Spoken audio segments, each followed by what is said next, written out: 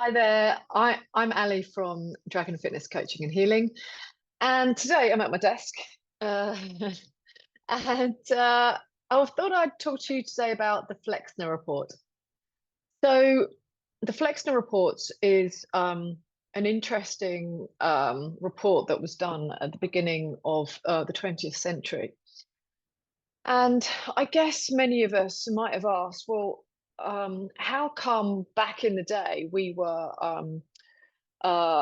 cured ourselves of illnesses through like herbs and homeopathy and like traditional old kind of methods, and where did all that stuff go? um, and the reason it disappeared was through the Flexner report. So uh, what happened was a chap called Abraham Flexner was um, asked to create a report back in 1910, and he was backed up by people like um, Rockefeller, um, Frederick Taylor Gates, the China Medical Board, um, and they decided that they were going to make money out of medicine. And they set up the American Medical Association. And it was a catalyst for change at that time. And these were apparently philanthropists.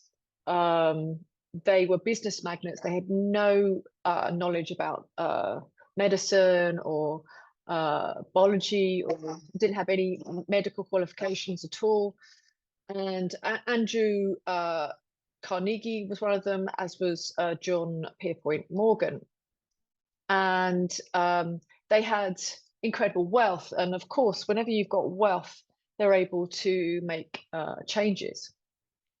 So what happened? Well, Abraham Flexner, he went around all of the medical hospitals at the time, or the training hospitals at the time, and he found big holes in the training that was done. And what Flexner was opposed to at that time, he was opposed to osteopathy, uh, uh, uh, chiropractors, naturopathy, homeopathy, all kind of the natural kind of uh, ways of healing at those particular times.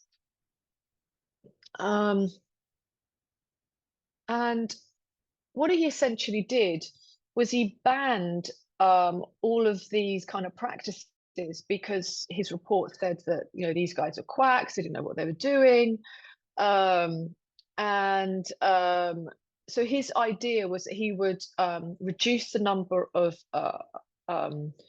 universities in America, and he would fund these hospitals so that basically it would be a pill for an ill uh, business and training model. So a patient would come in with X problem, and then the doctor would give them or prescribe them a medicine that would make them better, apparently. And these medicines are produced by big pharma. They're very chemical.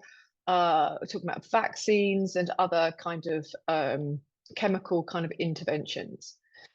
Um, and of course, when you've got health insurance alongside that, you've got the recipe for a system that lines the pockets of big business. And so yeah, so this is certainly, it was more to do with making money than medical education and making people better. And in this medical global reset, these philanthropists, they amassed amazing wealth. So John D. Rockefeller, and this is back in you know, the early 20th century, 423 billion US dollars.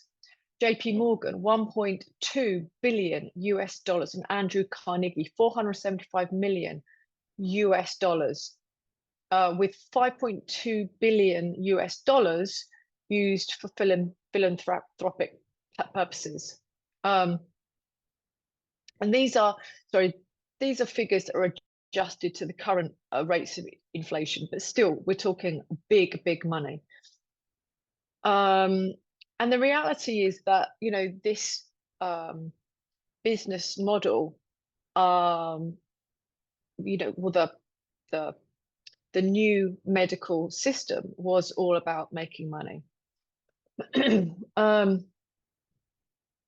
So the things that were ignored were nutrition, the environment, lifestyle. All these things took a back seat.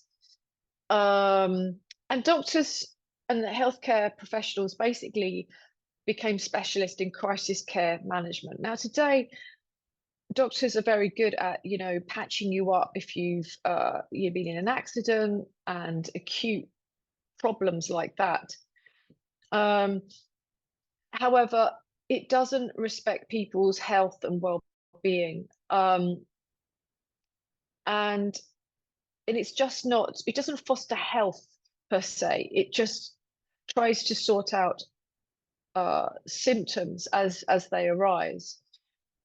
And certainly it doesn't solve the problems of chronic disease, and there are many problems of chronic disease as we know in the world at the moment.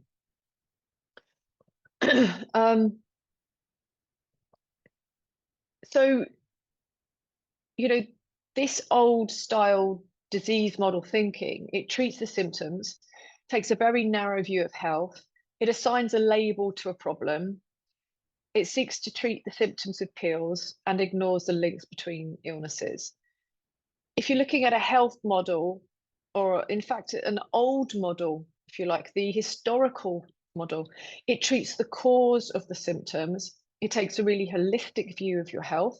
It asks why the symptoms are occurring, and it seeks to treat the cause of the symptoms.